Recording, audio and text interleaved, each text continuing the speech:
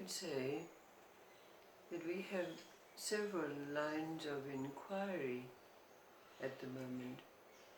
One is that we're delving into the mysteries that are hidden in plain sight until we no longer need to see by the light of existence. And the second is, what is this place? Where are we?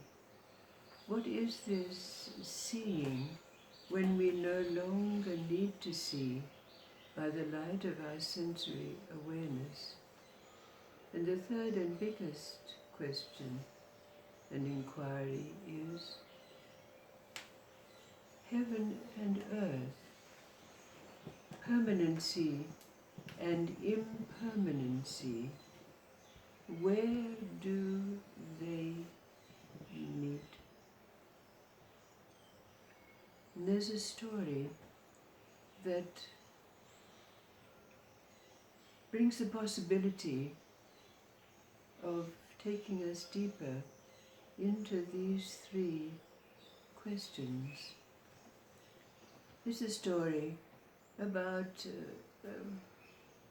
a god, although not directly about him, because in Hindu tradition there are several names for the god who has the task of writing on the foreheads of newborn babies what their destiny is going to be.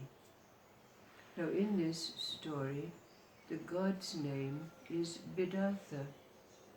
Now, Bidartha had a sister who was with child, and Bidartha's sister insisted that Bidartha tell her what the fate of her newborn child would be.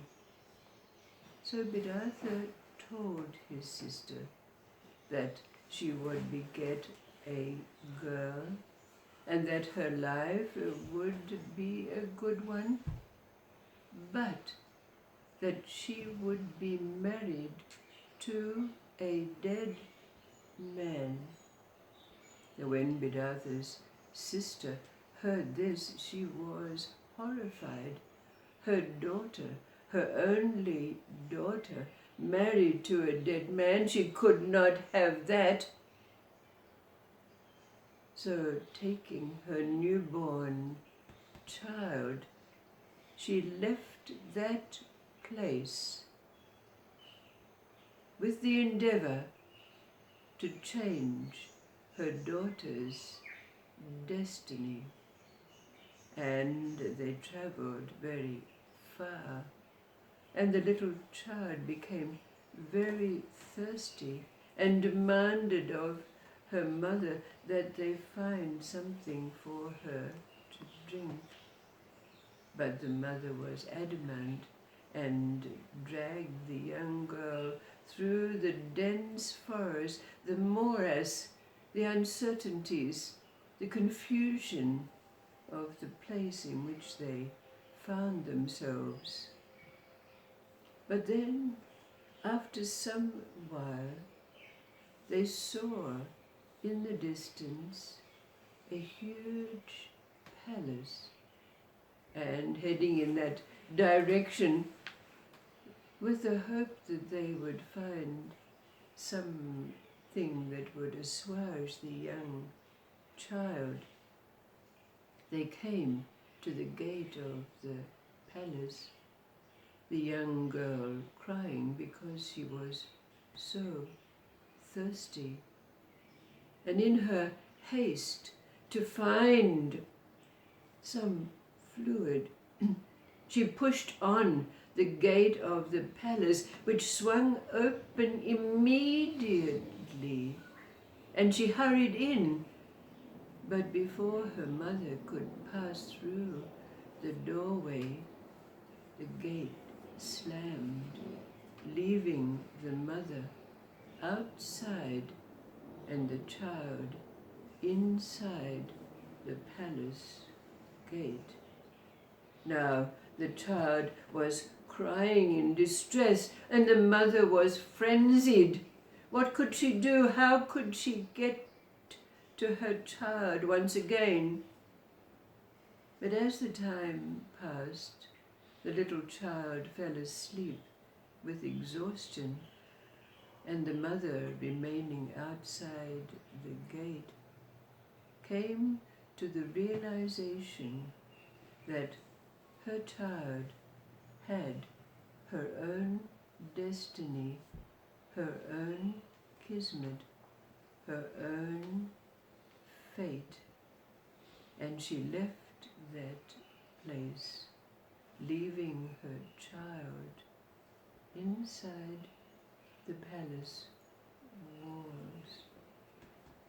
Now, when the little girl awoke, it was night time, and suddenly a young man appeared, and giving her something to drink and comforting her, assuring her that she would be all right, she would be safe in this place. But this young man did not tell the young child of where this place was, only to reassure her that she would be safe and taken care of. Now the time passed, and indeed it was so, and the young child grew into a beautiful young maiden. And so it came to the moment when the young man and now the young woman were wed. They became husband and wife. It was only then that the husband, the young man, told his bride of his story. He was a prince, and living in a palace with his family, far distant from the place they were at now. He was much loved by his mother, but his mother had died. But before she died, she gave to the young prince an amulet which she placed around his neck to ward off evil that might arise for him. But the prince, telling his story, related that after some while his father, the king, took a second wife who hated him, and noticed the amulet that he wore around his neck, and immediately she took it, and the young prince fell down dead. But so it was that the king of that place took the prince and built a palace for him in this wilderness, where he was cared for in that state. And the king would come once a year to ensure that all was being taken care of. But as it happened, the prince related that every evening the amulet which the new queen wore around her own neck in the daytime, she would take off at night and put it in a bowl of clear water. And so it was that in the daytime the prince was dead to the world, and only at night time he came alive. And so it was that the bride and groom lived, but the young bride thought and thought, how could she bring life to her husband, not just at night, but in the daytime also. By this time they had had a child, a girl. So the young woman, taking her child, set out to find the palace of her husband's father.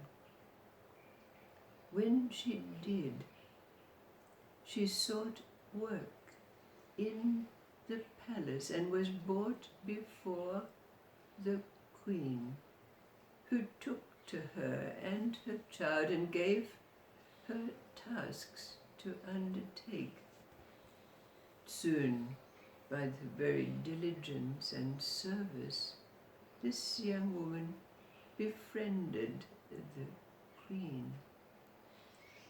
Now, one day, when she was with the queen, the queen asked her to take lice from her hair, and as she did, the young woman had a thought, and she pinched her child, who began to cry. Now the queen tried to distract the child by giving it toys and other things to play with, but continuing with her task, the woman pinched her child again, and when asked, she told the queen that her child was smitten with the amulet she wore around her neck.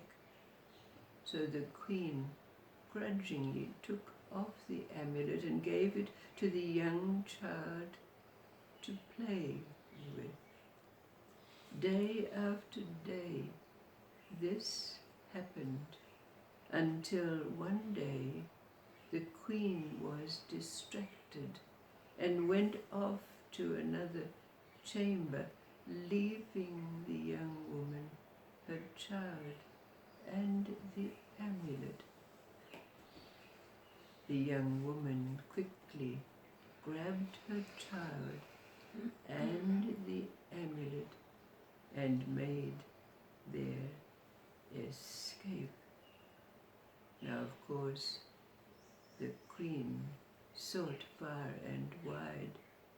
By this time, the young woman was long gone, returning to her own place, where she immediately placed the amulet around her husband's neck, who immediately, being the daytime, came to life.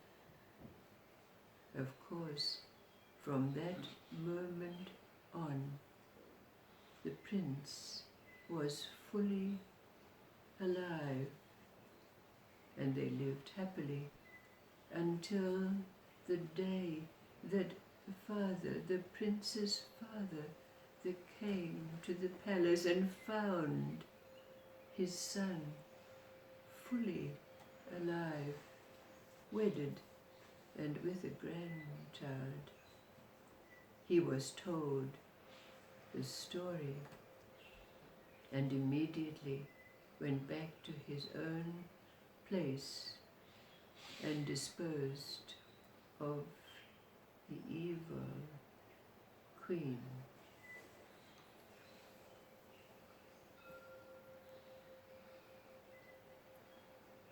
Mysteries hidden in plain sight until we no longer need to see by the light of our senses.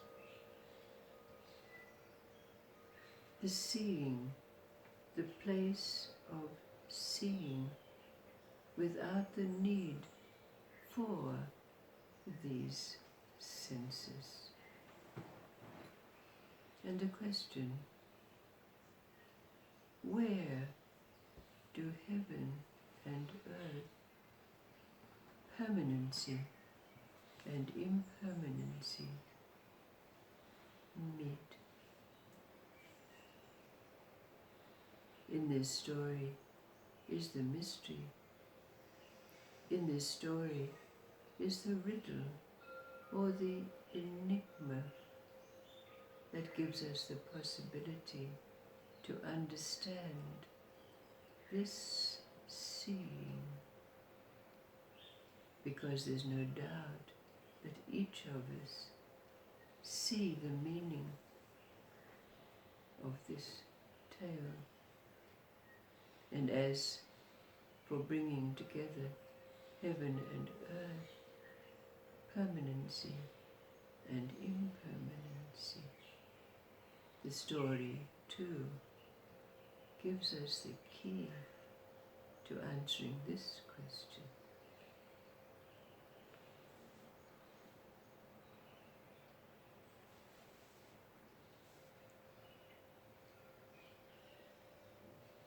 Fate, destiny, kismet,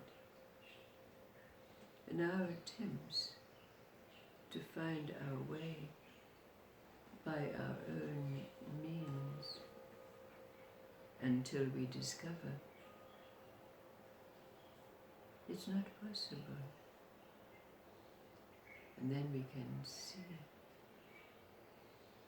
And in our seeing,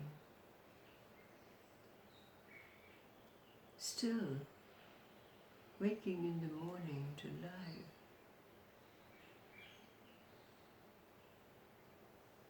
heaven and earth, permanency and impermanency come together. The way of story.